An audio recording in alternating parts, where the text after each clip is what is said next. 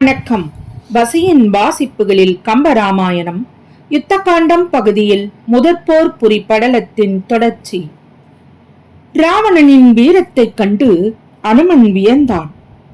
அதனால் அவன் மிக்க ஆரவாரம் கொண்டு ராவணனின் தேரில் ஏறி நின்றான். அனுமனின் கண்கள் தீப்பொறியை சிந்தின. பின்பு வாயுகுமாரன் ஆரத்தோடு பொருந்திய கவசத்துடனே உடல் பொடிபட்டு சிந்தும்படி ராவணனது பெரிய மார்பில் தன்னுடைய வைரம் போன்ற கையினால் விசையாக தன் முழு வலிமையையும் உபயோகித்து எதிர் நின்று குத்தினான். அவ்வாறு அனுமன் ராவணனை குத்திய உடனே அக்குத்தின் வேகத்தால் மிக பெரிய மலைகள் மணற்பொடி போல உதிர்ந்தன. ராவணனது கண்களில் இருந்து தீப்பொறிகள் சிந்தின. முழு மூளைகள் தயிர் போல சிந்தின. தலைகளும் நிற்க மாட்டாமல் சாய்ந்தன. அரக்கர் குலத்தின் உயிர்களும் சிந்தின. உயர்ந்த வானரங்கள் யாவும் மயிரும் பற்களும் இழந்தன. வானத்தில் இருந்து மழைகள் சிந்தின. வீரர்களுடைய விற்கள் நீண்ட நாணிகளை சிந்தன. கடல்கள் ஓங்கிய கரைகளை கடந்தன.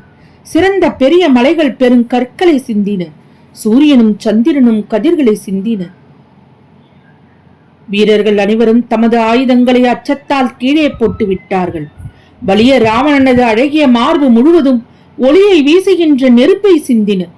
மேலும் அனுமனது குத்தினால் முன்பு திக்கஜங்களுடன் போர் செய்த போது தனது மார்பிலே பாய்ந்து அங்கேயே தங்கிய தந்தங்களை இப்போது ராவணன் இழந்தான். ஆம், அவனது மார்பிலே பதிந்து கிடந்த அத்தந்தங்கள் இப்போது அதிர்ச்சியால் கீழே விழுந்தன. அவற்றோடு ராவணனது புகழும் விழுந்தது. அரக்கர் வேந்தன் அனுமனின் குத்தினால் அடைந்த அதிர்ச்சியை கண்டதும் தேவர்கள் மகிழ்ந்து ஆரவாரம் செய்தார்கள். அனுமனை வாழ்த்தினார்கள். அரக்கர்களோ அச்சத்தால் உடல் வேர்த்தார்கள். வானவர்கள் மேலும் அனுமன் தமக்கு அந்த வெற்றியை அளித்ததாக எண்ணி மகிழ்ச்சி கூத்தாடி உடல் சேர்த்தார்கள். வாயு புத்திரனின் வலிமையான குத்தினால் பரகாய பிரவேசம் செய்யும் வலிமையுடைய யோகிகளின் உயிர் தம் உடம்பை விட்டு சென்று மீண்டும் அவ்வுடம்பில் தானே பற்று கொண்டு வருதலைப் போல ராவணன் உயிரற்றவன் போல மயங்கி சுயநினைவற்று விழுந்து சிறிது நேரத்திற்கெல்லாம் மீண்டும் தெளிவு பெற்று எழுந்தான். பழைய தெளிவையும் வலிமையையும் பெற்ற ராவணன் பெருமூச்செறிந்தான்.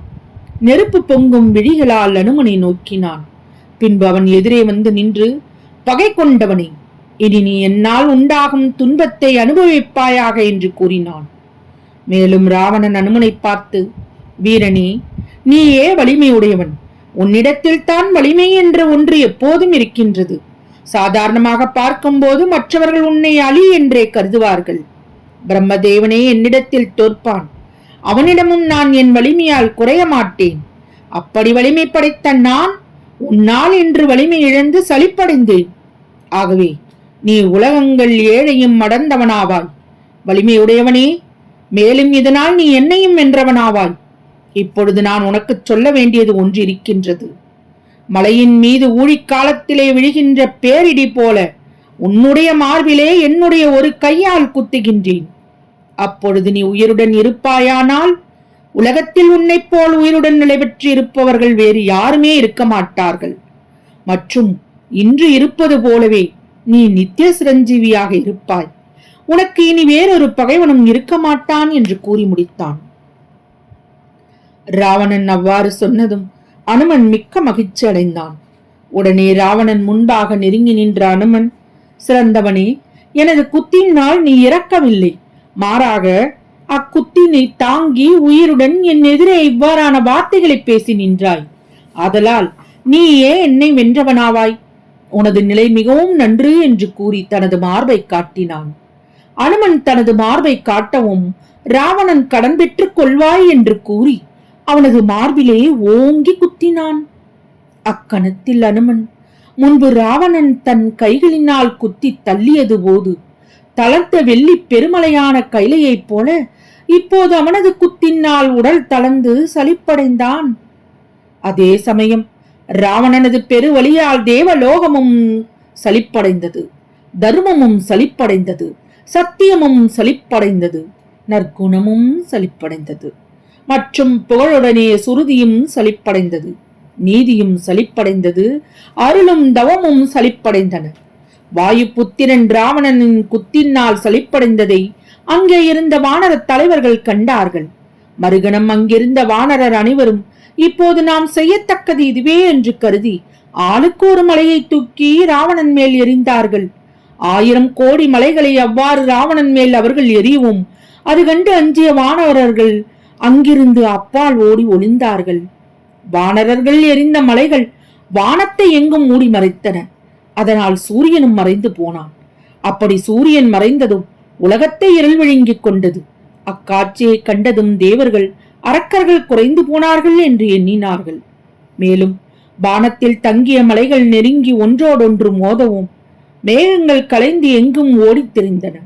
அதனால் பேரிடிகள் எங்கும் எழுந்து ஒலித்தன. மின்னல் கீற்றுக்கள் வானத்தை நிறைத்தன. மேலும் மேலும் கோபமும் முதிர்ந்தாற்போல் விரைகின்று சென்ற மலைகள் பெருமழையைப் போல விளங்கின. மற்றும் அப்போது அம்மலைகளால் அரக்கர்களுடைய பெரிய சேனை நிலைகெட்டு ஓடிவிட்டது. வானத்திலே தோன்றும் நட்சத்திரங்களுடன் தேவர்களின் விமானங்களும் நொறுங்கி எங்கும் சிந்தின. அவ்வாறு சிந்திய போது உண்டான தீப்பொறிகள் கடலில் பாய்ந்தன. அதனால் கடலில் வாழும் மீன்கள் கருதின. அதனை காண்கையில் அரக்கரின் கண்களோ அவைகள் என்று சொல்வது போல் தோன்றின. தன் மீது மலைகளை வானரர்கள் எறிவதைக் கண்டான் ராவணன். அவன் கோபம் எல்லை மீறியது. தன்னை தாக்க வந்த மலைகளையெல்லாம் தனது அம்புகளால் ராவணன் அடுத்த கணம் சிதைத்தழித்தான். ராவணனால் அழிக்கப்பட்ட மலைகள் யாவும் தம்மிடத்தில் உள்ள மூங்கிலில் எல்லாம் சிறு துகள்களாகவும், யானைகள் எல்லாம் துண்டுபடவும், பாம்புகள் எல்லாம் அழியவும், யாளிகளும் புலிகளும் இறந்து போகவும், மரங்கள் எல்லாம் எரிந்துவிடவும் சாம்பலாகிவிட்டன. அப்போது ராவணனது பெரும் வலிமையைக் கண்ட வானவர்கள் பெரிதும் கை நடுக்கம் கொண்டார்கள். மேலும் ராவணனால் தூளான மலைகள் திசைகளில் சூழ்ந்துள்ள கடலை தூர்த்தன.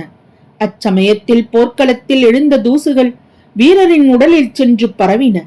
வானரர்களின் உடலில் ராவணது அம்புகள் பாய்ந்ததால் பெருகி வழிந்த இரத்தமும் அழகிய பூமியை துடைத்தது. ராவணன் அத்துடன் தனது கோபத்தை தணித்துக் கொள்ளவில்லை. அவன் தனக்குள், இந்த கணமே இந்த வானர கூட்டத்தை கொல்லுவேன் மற்றும் மானிடர் இருவரையும் கொல்லுவேன் என்று சொல்லிக் கொண்டான். தனது இடக்கையிலே கொண்ட 10 விற்களையும் வளைத்து அம்புகளை 10 வலக்கைகளாலும் தொடுத்து வானரர்கள் மீது ராவணன் பொழிந்து கொண்டே இருந்தான். அதனால் வானமும் கடலும் திக்குகளும் அம்புகளால் நிரம்ப பெற்றன. அவனுடைய அம்புகள் வானர வீரர்களின் உடலில் பாய்ந்து குருதியை கொட்டச் செய்தன. அப்போது போர்க்களமானது வானரர்களின் உடம்பில் இருந்து வழிந்த இரத்தத்தால் அந்திவானத்தை ஒத்திருந்தது. கடலும் திசைகளும் அம்புகளால் நிறைந்தன. வானர சேனை வரிசை வரிசையாக மடிந்து விழுந்தது. அப்படி விழுந்த வானர பிணம் ஆலைகளில் மேகங்கள் வந்து தங்கலாயின. அதோடு மட்டுமா, ராவணனது அம்புகள் தன் மீது பாய்ந்ததால் வானர சேனாதிபதியான நீலன் நடக்க முடியாதவனானான். அனிலன் நிற்க முடியாதவனானான். கவையன் இன்னும் யமனின் கையில் சிக்கவில்லை என்பதே குறையாக மண்ணில் கிடந்தான். அங்கதன் தனது உடலிலே நஞ்சுடைய அம்புகளை தாங்கி உயிர் தங்குமோ தங்காதோ என ஐயம் கொண்டு கிடந்தான். சூளம் போன்ற அம்புகள் தன்னை தாக்கியதால் சாம்பன் ஒன்றும் செய்ய முடியாதவனானான். இன்னும் கணக்கற்ற வானர வீரர்கள் ராவணது அம்புகள் தன் மீது பாய்ந்ததால் செயல் மறந்து தவித்தார்கள். சுற்றிலும் உள்ள வானர பெருங்கடல் அழிந்து போயிற்று. உயிருடன் எஞ்சி நின்ற வானரர்கள் அங்கிருந்து அஞ்சு ஓட்டம் பிடித்தார்கள். தொடரும். வசியின் வாசிப்புகளை சப்ஸ்கிரைப் பண்ணுங்க, லைக் பண்ணுங்க, ஷேர் பண்ணுங்க, உங்க கருத்துக்களை கமெண்ட்ல பதிவு பண்ணுங்க. நன்றி.